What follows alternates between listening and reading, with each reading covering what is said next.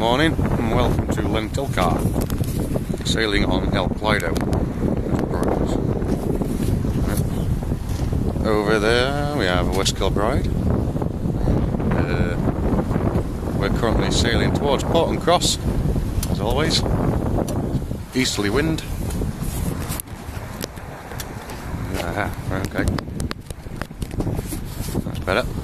Right, yeah. Port and Cross is up there. Over there in the distance. You see that? Please zoom in on this. There's Aaron. Right, well, it's snow on it. It's about -1, -2, something like that. Sun's shining. It's a nice breeze. About 3.5, something like that. Super. Whee! There's a weird swell behind us as well, which is a bit odd. But that's fine by me, can cope with that. There's ship's dog.